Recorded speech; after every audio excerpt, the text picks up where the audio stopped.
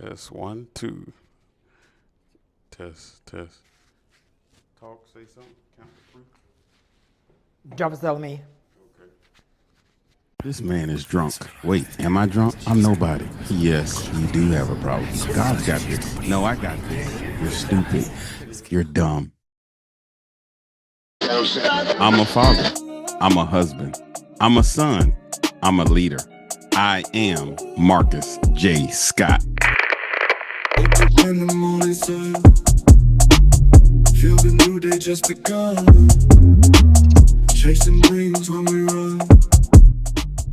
I'm Marcus J. Scott, author of The Drunken Preacher, here to encourage critical thinking, social awareness, advocate growth, resilience, provide hope, and help you find faith.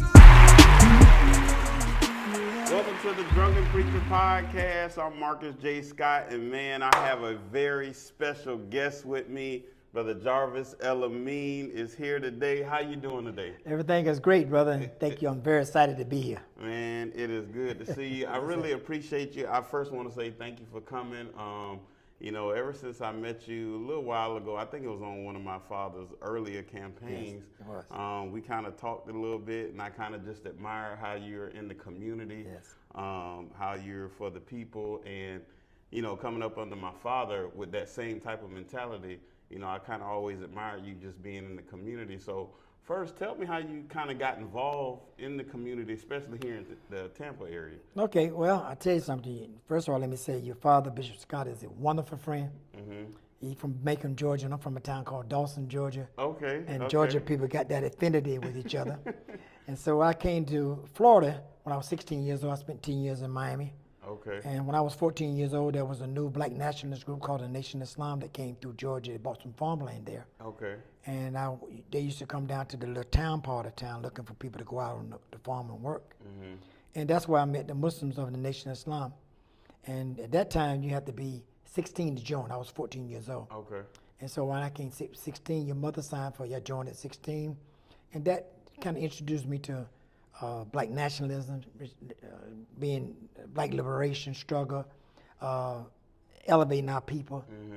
And I evolved from that, kind of took the same evolution that Malcolm took. Okay. From the Nation of Islam, and then I evolved to Islam proper, Islam, traditional Islam in Miami. And I'll never forget, this is a great story.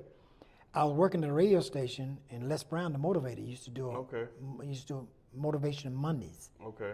And at that time, we had the first black city manager, because Miami had a city manager form of government, where the city manager run the city. Okay. Unlike Tampa, got a strong mayor form of government. The mayor run the city. So they had a black city manager, and he had got fired. This was 78, 79, got fired unjustly. And Les Brown was advocating to get people to go to city commission meeting to speak up for a brother who had lost his job. And I happened to be at the radio station we was talking about it. I said, Brother Job, you should come go with me.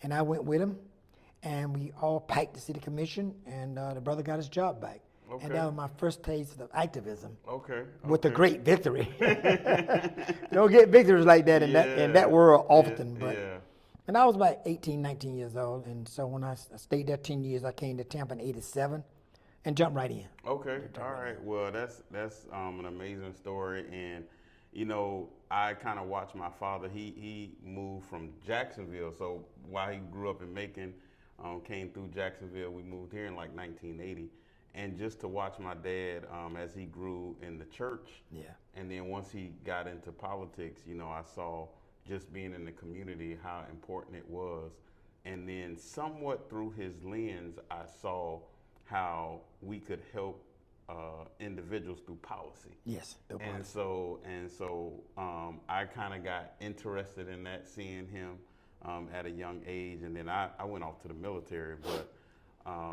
I really enjoyed that. And then again, just seeing you involved as I kind of campaigned somewhat with him, being out in the community, I really admired you for that. Well, I can tell you something, that was great, because your father, every CRA you see, he started the first CRA in this town. You see the 40th Street Bridge? He led the charge for that. So there are some things that in this community that as you can look at, as your father had the first hand. Every time you ride across the 40th Street Bridge, the Hillsborough River, your father, there used to be a little narrow road. Yeah. He was the one that fought for that. And of course, with us as activists and organizers that helped them, but he took the motion. He was on the legislative body. He set the policy. Yeah. And so, he did a lot of great things. And the CRA, which is a community redevelopment agency, which take the tax, they cap the tax money at a certain area, and anything over that amount of money they tax, the money go to make the community better. So the first CRA that was started in East Tampa, he was responsible, a part of the team that made that happen. Yeah, and one of the things that I'm proud about is because I'm in real estate, I've actually seen people close on a house and use funds from the city of Tampa and the CRA. That's right. And they got some of that money from the CRA, right. and I'm proud to say, because like you just said, because my father initiated He it, did. started it, and so He fought for it. Yeah, and so I'm proud of that. So I brought you on because I wrote a book, The Drunken Preacher, The Struggle Within, and I had some struggles as I grew up, and a lot of people looked at me and oh, that's the bishop's son, the pastor's son, or that's Commissioner Scott's son, and anytime you grow up and when your family or your parents are in the limelight, everybody look at you, Oh, yeah. expect you're not supposed to do nothing wrong or not supposed to have no struggles. And so in the book, I talk about, some of my struggles, and, during those struggling times after going to the military, coming back, I dealt with a lot. But what it taught me in going through that, watching my father, watching people like yourself, and some of the other leaders in the community said, this can't be it. This can't be, my end.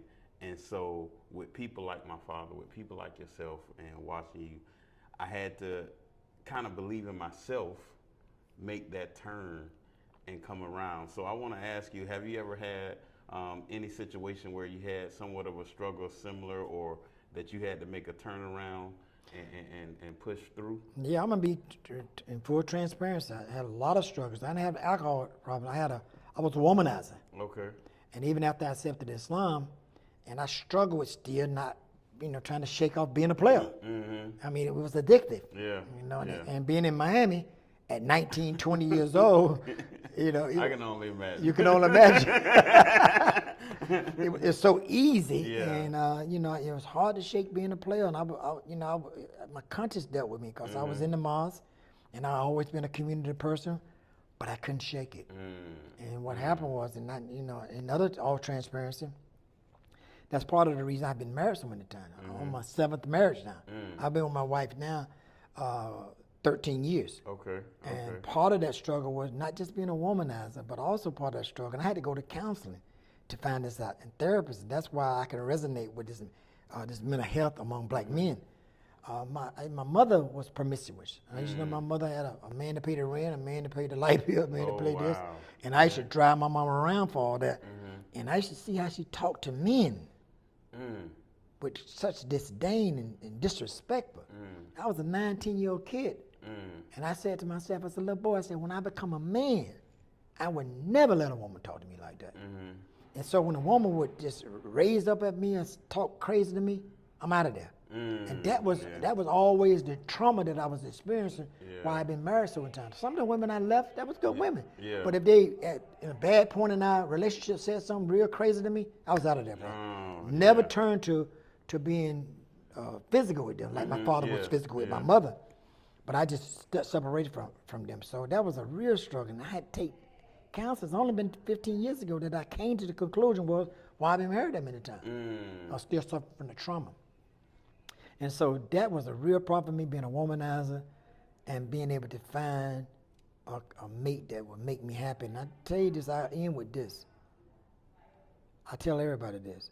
Whatever you're looking for in a prospective mate, you become that yourself first, and you attract who you are. Yeah. So if you want somebody to be honest, you got to be honest. If you want somebody to be loyal, you got to be loyal. Because I was never honest and loyal to none of them 6 wives I've been with. Yeah. This is the first time in my adult life, Brother Marcus, I've been totally faithful to one woman. 13 years. Not only have I not cheated on her, I had not had the desire to cheat on her. But before that, never, brother. That's good. That's nothing to be proud of. Yeah. So let me ask you this, because we kind of ran cross paths not too long ago at the barbershop, and we were talking to men, and so I want to pose this to you: why do you think that us as men, sometimes we have something that's deep inside of us, but we're not, it doesn't seem like, from my perspective, we're strong enough to ask for help, go get for help, or even try to figure out, what's happening. You shared your struggles, with the women. I've had similar struggles with women as well. And so that's why I call it the internal struggle, or the struggle within, because for me, it wasn't just alcohol. So it was women too. It was my struggle with, the Christianity and the world. It's like, well, the church saying this, and I'm trying to do this, but my flesh want to do, this thing. And so we going back and forth, and instead of asking for help, sometimes we just try to push through. Why do you think, especially as young African American men, because it's up to us to help the next generation not to make the same mistake. So what do you think some of the challenges are, or why, we won't get the help or ask for the help, or, Cultural background. We model behavior. We talk that men don't cry, men be tough. Michael Basin wrote a book, Men Cry in the Dark. You just want to be macho and strong. We think being strong, we don't show emotions, though the Creator gave us emotions. We got emotions. I broke down today. Just telling you about the struggle I went through. So you have to be vulnerable. With yourself, and we don't want to be vulnerable with ourselves, because most of the time when we've been vulnerable with ourselves, we end up on the short end of the stick. Just like black men right now, young black men don't want to fall in love. Don't want to tell a woman they love her. They want to show they love them, because they think if they show the woman they love her, then she gonna mess up on them. She gonna move out on them. So it's our upbringing. You gotta understand, brother. We ain't had no great examples of men. Think about Jim Crow. The black man wasn't in no position of power. He got in slavery. The man that watched the white man lynch the woman, lynch his children, take his family. All of this affected us. We suffering from the effects of slavery right now. So all of this, we never had to be responsible. We were baby makers. And the slave master took care of the children. That's why you have black men today making babies and don't pay the child support. Because they used to, the system then was slavery. The system now is the American system taking care of the children, you see me, the welfare system. So it's culturally, and it's like of knowing what a man is and taking personal responsibility for ourselves. All that history is right, all what the system did to us, all that right, but you got to take personal responsibility for yourself. You got to meet and overcome obstacles in your path, and that comes from a lack of knowledge of self. We don't know that we were kings and queens and rulers. All we know about is Martin Luther King, a little bit about Malcolm, and the rest of us slavery. We don't know about when we was kings. When Mansa Musa, King Tut. We don't know when we was kings and rulers. We ruled empire. We didn't know that we built the pyramid. Nobody told us that. Our heritage, greatness is within our heritage. So if we knew all this, what I'm getting at, Brother Marcus, if we had a knowledge of self and knew all this, we can then look for help. See, counseling, what black men got it wrong. I'm looking at the camera and tell black men, you got it wrong. Therapy and counseling don't fix your life. It gives you the tools to fix your own life. Sometimes you need some coaching. You need some tools. Put some in your toolbox. Absolutely. I used to tell people all the time, it's not the actual counselor that gets you out. It's the tools that you have to decide to use to get you out, because we have to make up in our mind first, and then in our heart that we really want to, change. Want a transformation. That we really want a transformation, that we really want to grow and develop. I do a morning motivation every morning, and I always kind of say, basically, we need to try to be the best version of ourselves we can be. I love every that. day. Every day. Every day. And I have something I said similar to that. I said, I ain't competing against nobody. I'm competing against the best Jarvis El-Amin I can be. Because we got this thing where we want to keep up with the Joneses. We said somebody went to vacation. We want to go on vacation. Somebody went this. We're trying to keep up. I see that right now among adults. Keeping up with the Joneses. My budget don't say that I can fly to Dubai and fly here every time. I can go to Thailand. I don't care if I see Bishop Scott go. I can't. Don't guess off Bishop Scott go. Don't mean I can go. I got to be personally responsible for my own life. And I got to make good decisions with my life. And I have to tell you, brother, it started with belief in God, careful planning, and a whole lot of discipline. Absolutely. And you don't do nothing without discipline. Yeah. That stick to it in this. Yeah, absolutely. And speaking of discipline, one of the things that I harp on with anything that we get involved on is consistency. Yeah, consistency. That consistency takes the discipline. And a lot of times we fall short when we don't see something change in a couple days, change in a couple weeks. If we don't see the result that we think it should be in a short period of time, that's another thing that I think we kind of struggle with, especially now in time. If it doesn't change right away, if it doesn't happen right away, it's like, well, it didn't work or it's not working. And we kind of get off track. Well, you know, we living in a technological society, microwave society, instant gratification society, instant coffee society.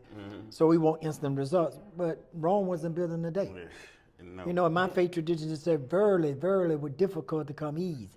It said you got to meet the obstacles in your path. Not only meet them, but meet and overcome all obstacles in your path. It says struggle is ordained for the human being because it builds character. Yeah. Yeah. See, you know, struggle introduce a man or a woman to himself.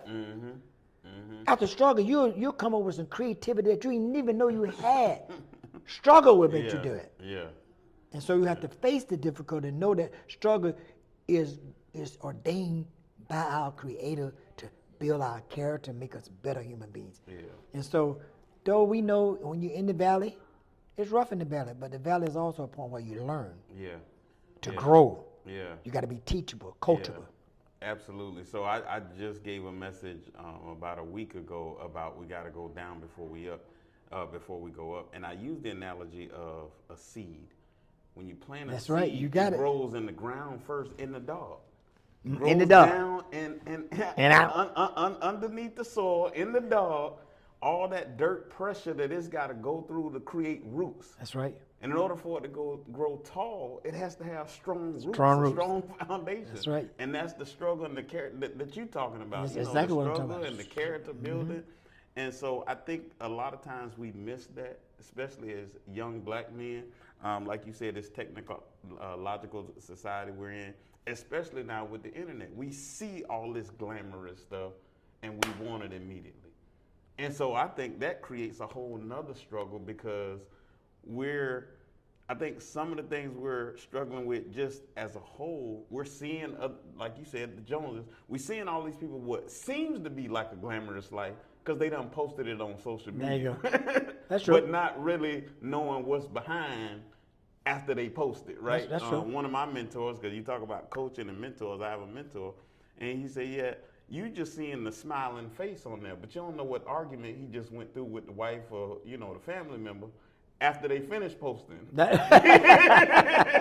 I like that. You know? No, you're right. Yeah. He say you see them at the beach or smiling and everything, but you don't know the argument they had right after they finished the post. And so we just see what they want us to see, and we imagining ourselves, well, oh, I want that. Yeah. Or I want to be like that. Or that's, you know, what, and we strive so much to get it, and if we don't have it immediately, it seems like we struggle with it. Well, I had a preacher told me something this week, and two things he told me. He told me something about it 2 years ago, and I asked him, I've been using that, and I'm gonna tell you what that is. And he told me something most recently. I said, big time. I call him big time. I said, man, big time. I said, no. He said, rich people have time. I mean, rich people have money, and wealthy people have time. Yeah. And I said that to say this, that, you know, I remember the movie they put out, Want to Get Rich or Die Trying. So they're trying to be rich. That's to get money, because money come and go. You know what I mean? But when you're wealthy, you got time, and you can find your passion and your dream, and you can do things. This other thing you told me that it's good to be impressive, but it's more important to be impactful. Yeah. And so when I got into activism and community organizing and politics, I'm trying to affect outcomes. I'm trying to be impactful, to move the needle, not to be in the center, not to be on Facebook, not to be on the news, none of that. Yeah. I do it for the right reason. Yeah. I've never been involved in this community for Jarvis El-Amin. You know, I'll never forget, I went down to county commission one time where they want to start charging inmates $20 to go to jail. Julianne Holt was the public defender then. She called me and some more other community leaders and say, y'all need to come down here and speak. But these people going to jail, they ain't got no money. If they don't pay it, they put it on the credit and mess them up. Yeah. And that was another one time that we got a victory. So that was being impactful, not just impressive. Yeah, I went to the county commission. As a matter of fact, your father was on the county commission there. Spoke well. Some people in it for just the limelight. Yeah. I'm not in it for that. Yeah. And that's why I got involved with this organization, Envision Resolution Foundation, because I saw health and wellness. Yeah. And when you want to talk about my health journey, that's a whole nother subject. Yeah. Because you're looking at a man that really supposed to be dead already. Yeah. And so I don't want to move past you. No. It's like we said in the country, it's a lot of stew in my health and wellness journey. Yes, And I talk about it passionately. Oh yeah. Because I'm proud of it. Oh yeah. Oh yeah. I'm And telling you. I've had my struggles with that too. I mean, we could talk about that a little bit. I just want to go back to, you talked about the health. I mean, not the health, but the wealth and the rich. And I can't remember if I read it or something, but they say wealth is measured in time. That's rich is measured in the amount of money. You got it. Same thing I'm saying. Same thing I'm saying. Same And I'm thing telling you're you, brother, saying. that's so powerful. Yes, So absolutely. do we want to be rich or want to be wealthy? Yeah, exactly. Because time is valuable, brother. And I tell you something, brother, and I want to be transparent again. I made a hunk of money in my life. Mm-hmm. I tell you, brother, I made a hunk of money. I started out in the restaurant business in Miami, doing the Muslim place with the steak and take, the bean pies. I had started with one restaurant, ended with 3 all around Miami. I left there, came to Tampa in 1987 with over $60,000 cash. Opened up a restaurant business on 34th and Hillsborough. Stayed there, lost $40,000. It didn't go off. I sold Salem Gyro. The first place he bought from me. And then I went into ADT business. My first time I was an authorized dealer for ADT. I had a friend, that's what they call their franchise. My first year I grossed over $160,000. I'm telling y'all this, not trying to impress you, saying that I didn't say nothing. I got 15 cruises under my belt. I got 50, 60 countries under my belt. I ain't got no money. So I must have been rich, not wealthy, because the money gone. So I always tell people how much money you make is how much you can hold on to. Yeah. Just think about this, brother. If I'd have saved $50 out of every $200 I made in my lifetime. I'm not talking about grossing $190,000. You're talking about making $80,000 to $100,000. This is like 92, 93. Oh yeah, that's good money. That's good money there. Oh yeah, that's good money. So I tell people now, and let me show you how good God is. I'm making less money now, Brother Marcus, than I ever made in my life. But I'm managing my money better. Because I married a woman that's a good money manager. You know what I mean? I'm saving more money. I got more money in the bank now than I ever had when I was making a lot of money. So God show you how to do more with less.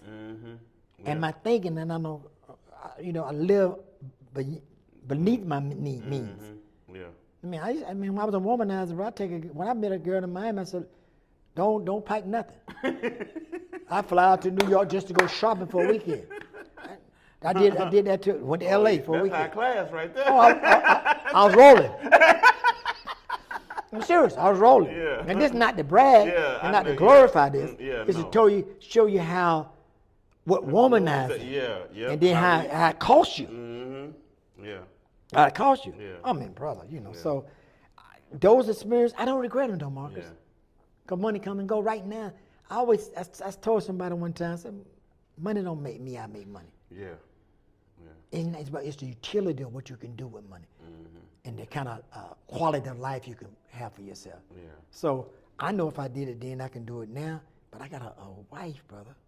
If it took me 6 more times to get who I got now, I do it all over again. She a great money manager. She keep a clean house. She the best thing since sliced bread. And that's more valuable than all the money I had. Because when a womanizer, you're trying to find one that you really want to settle down with. And you spending money in the process. So she didn't get me because when she got me, I had no more money. I'm down to the bottom. So I thank God, brother. I hear you. I also heard you talk about, I say it this way, impact versus income. Yes. Are we making impact, or are we worried about income? That's right. And my thought process is, if I'm making an impact, the income will come, the money will come. It will. If you think about any successful business that is truly successful, usually they are successful because they solving a problem. You hit it. You think you No, I'm reading my mind. I was gonna tell you that. I'm reading a book now, How Rich People Think. He said, solving problems and the money will come.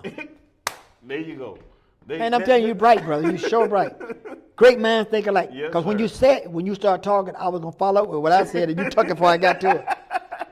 But Yes, you sir. find a problem and solve the Yep. problem, brother. Yeah. And find something people would pay you to talk about. Correct. And that's, one of the things that I'm doing now is I'm really focusing on impact. I really am. Started in real estate, and my primary clientele was first-time home buyers, people with low, moderate to low income, because that's one of the ways for us to build the generational wealth is through housing. Sure is. And so it's like, how can I help with that? And so now I sit on the board of Salita's House. Oh, that's great, man. Yeah, Steel houses, that's a legend in this town. Yes, sir. And so we talk about how we can get those first-time home buyer grants and how we can help people get in. That's how I actually end up dealing with some clients that use that CRA money you were talking I know, about, that use the Tampa down payment assistance. And so I started helping in that way. And then one of the reasons for writing my book, somebody encouraged me to tell my story. Well, this really is to help the young Black African-American males or the next generation.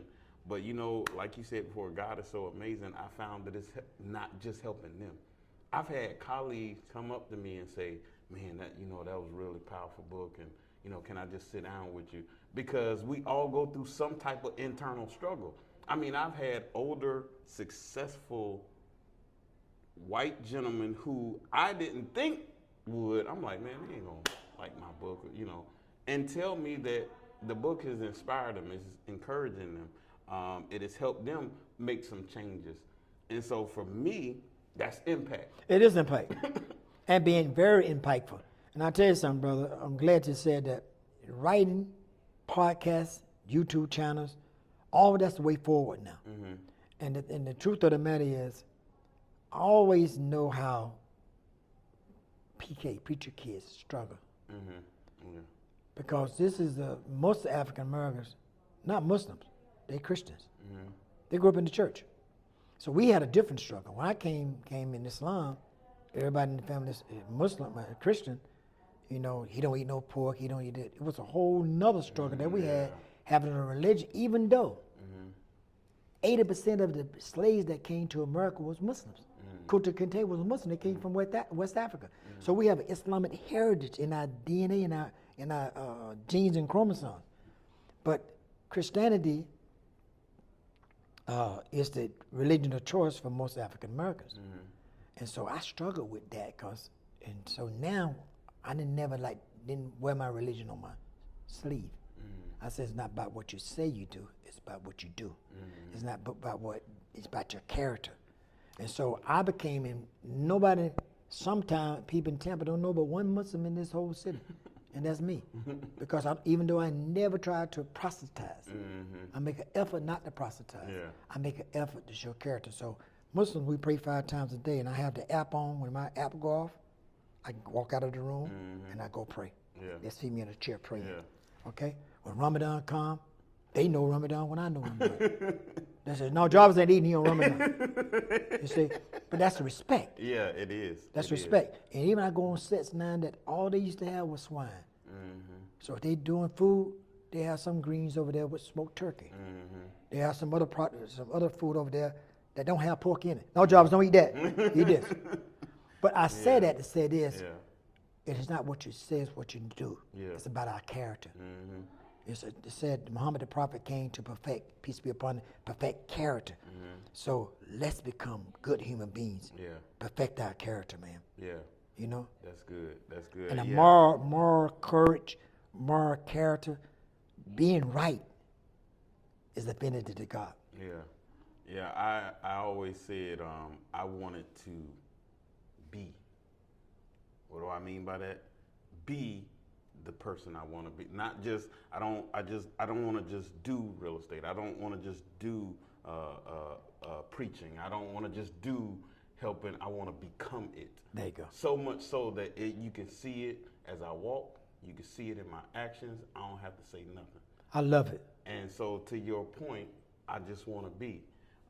For me, I have, as I come back around and I spend time with God now, I want God to use me however He sees fit, and I just want to be. I want people to see me and my character just as I walk, as I do whatever it is I do, and focus on the next generation, because right now that's truly the biggest thing to me. I want to leave something not just for my kids, but my grandkids. I got 5 grandkids with 1 on the way, 6. Grandchildren? Grandchildren. You're doing good. I got 10. 11. 11. My daughter got 1. Yeah. Oldest daughter. So it's like we have to make sure that we leaving something for them, not just them individual, but as a society. Well, you know, I tell you something, Brother Marcus. I want to ask you this question because I have great admiration for your father, and growing up with a father of that kind of stature. Mm-hmm. How much pressure was that for you, being his son? You know, being transparent with me. So before, I joke about this often. So military-wise, I have PTSD, some things I went through. But I joke that I have PTSD, preaching, teaching, speaking disorder, because I ain't never want to do it. Wow. I did not want to preach. I did not want to teach. I did not want to speak because I saw him do it. I saw him struggle, the things that he went through as a pastor. I saw the things that my mom and my grandmother, I have preachers and teachers in my family all throughout. Grandparents, parents, mother, grandmother, everybody is one or the other. And I said, I don't want to do that. I didn't want to be a preacher because I felt like people either backstab, they had too much, on them. And then the other part was, he was just as married to the church as he was to my mom and us as family. And I was like, I don't want to do that to my family.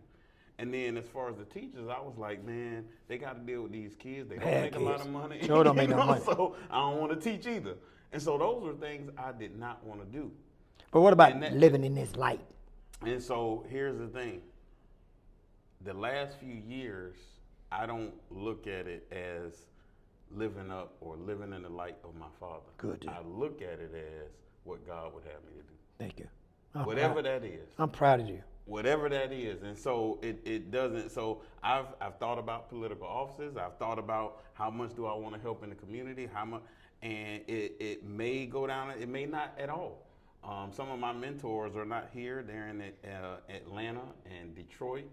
Some on the West Coast. And so I don't know physically where my direction is as far as where I'm going to physically be. But right now, I know I'm making impact through my book, through my podcast. That's right. And how I'm moving right now. Right now, I've just gotten certified on a national level to teach real estate, on a state level to teach real estate, and I'm currently writing my own courses. That's great, brother. Yes. And so the impact that I'm making, now mind you, I ain't want to do none of this. Like, I almost dropped out of school because I hated school that much, being rebellious against my dad. Never thought I would go to college. I got a few degrees. But the point is that at this moment in time, I'm doing what God would have me to do and not even worrying about if it is or is not in the limelight of my dad. You know, that was a great answer. That was a great answer. And a great answer that I can appreciate. Yes, sir. And I tell you why I asked you that question. I got a son, 32. When he was born, I struggled with, should I name him Jarvis El-Amin? And I said, no. Yeah.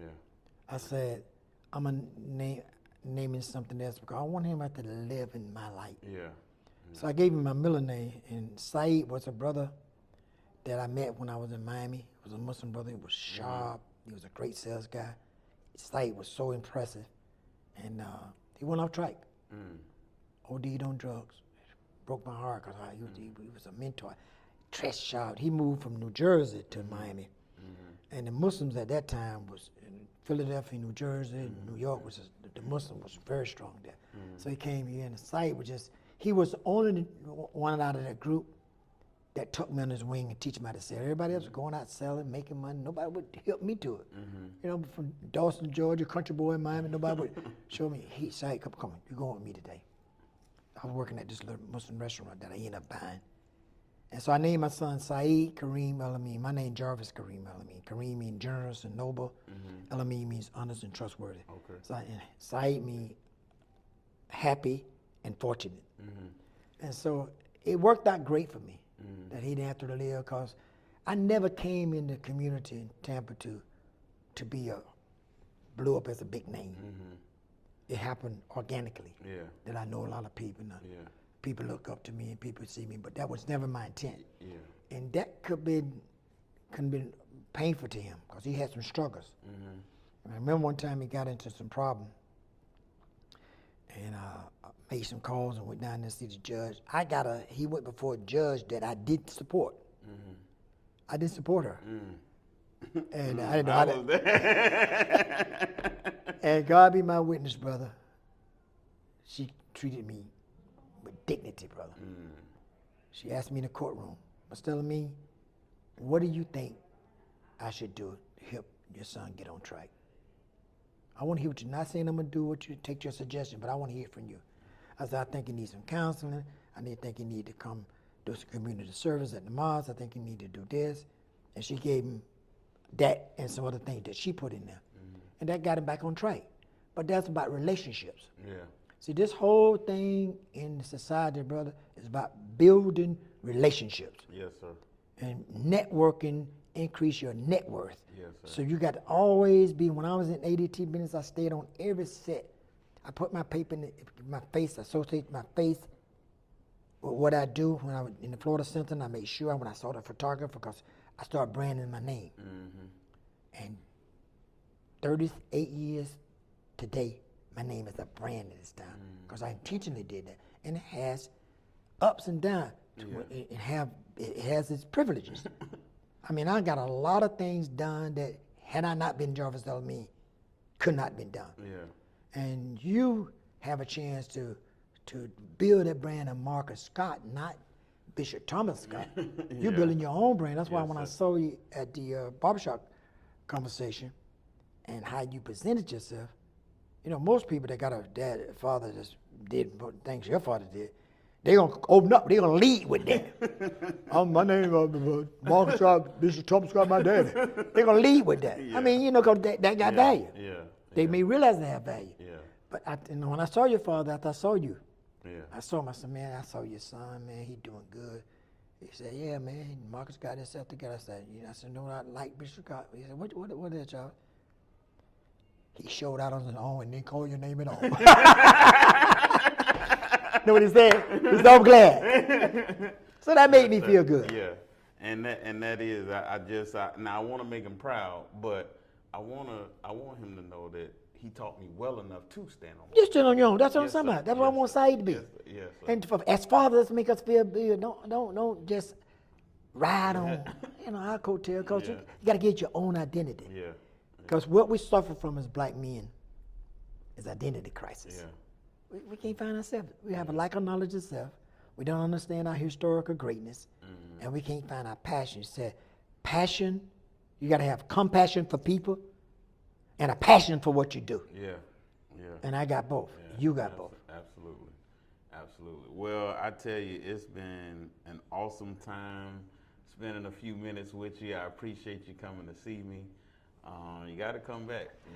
I definitely got to come back because when you invite me back, I want to come and talk about health and wellness. Okay, absolutely, yeah. And I want to talk about mental health among black men. Absolutely. And I'm going to hold you to that because I got something real big that I'm involved in. It's going to happen by mid-June. Okay. 22nd, 23rd of June. I'd like to come prior to that to talk about it on your part. I want the Drunken Preacher podcast to hear it first. Okay. And it's going to be big. Okay. Like we say in Georgia, it's going to be, want to be grand. Well, you heard it. He said he want to drop something here, special here first. And so we definitely going to have him back on the Drunken Preacher podcast. We appreciate all of you who have tuned in. Well, you know how we always end this. Always have a heart of gratitude and the strength to keep moving forward. God bless you. we answer the call. Together we will break the wall. With faith we will stand tall. Every step we're taking faith, guided by amazing grace.